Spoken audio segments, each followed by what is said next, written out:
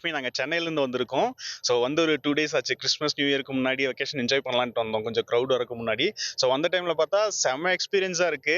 Around 0 degree reach ஆயிடுச்சுன்னு சொன்னாங்க. So ஃபுல்லா ஐஸ் கட்டியெல்லாம் இருக்கு நிறைய. ஸோ நாங்க இங்க லேக் பக்கத்துல வந்திருக்கோம். செம்ம சில்னஸ் சூப்பரா இருக்கு. நல்ல ஒரு எக்ஸ்பீரியன்ஸா இருக்கு. டே டைம்ல கொஞ்சம் ஆப்போசிட்டா அப்படியே வெயிலா இருக்கு. பட் நம்ம evening time and then early morning time எல்லாம் பயங்கர சில்னஸ். நல்லா ஸ்வெட்டர் இதெல்லாம் போடாம வெளியிலே வர முடியாது. சூப்பரா இருக்கு.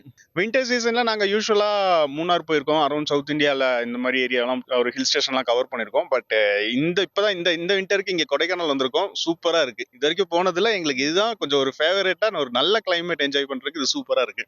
நிஜமாவே சூப்பரா இருக்கு. நல்ல ஐஸ் கட்டி மாதிரி அதெல்லாம் டிவில பார்த்திருக்கோம், சொல்லியிருக்காங்க. ஸோ ஃபர்ஸ்ட் டைம் வந்து ட்ரை பண்றப்போ நிஜமாவே சூப்பரா இருக்கு. எல்லாரும் வந்து ட்ரை பண்ணலாம். ஒன் டைம் ஆச்சும் வந்தா நல்லா இருக்கும். எல்லாரும் வந்து ட்ரை பண்ணி பாருங்க. சூப்பரா இருக்கு. நிச்சயமாக ஓவியா, திண்டுக்கல் மாவட்டம் கொடைக்கானலில் கடந்த சில நாட்களாகவே உறைபனி காணப்பட்டு வருகிறது. இதனால் கொடைக்கானல் சுற்றுவட்டார பகுதிகளில் 8 டிகிரி, அதாவது 5 டிகிரி செல்சியஸிலிருந்து 8 டிகிரி செல்சியஸ் வரை காணப்படுகிறது. வழக்கம் போலவே பகல் நேரங்களில் முழுவதும் வெயிலின் தாக்கம் அதிகரித்து காணப்படுகிறது.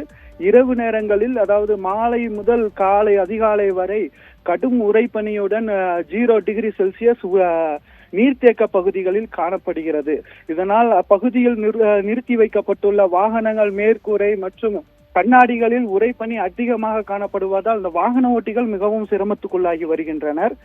மேலும் அதிகாலை நேரங்களில் வேலைக்கு செல்லும் பணியாளர்கள், அதாவது சுமை தூக்கும் பணியாளர்கள், விவசாயிகள் கொடைக்கானலில் அதிகமாக விவசாயிகள் இருக்கிறார்கள். அந்த விவசாயிகள் அதிகாலை நேரத்தில் எழுந்து அந்த இயல்பு வேலைகளை செய்ய முடியாமல் இயல்பு வாழ்க்கை அவர்களுக்கு பாதிக்கப்பட்டது என்றே கூறலாம்.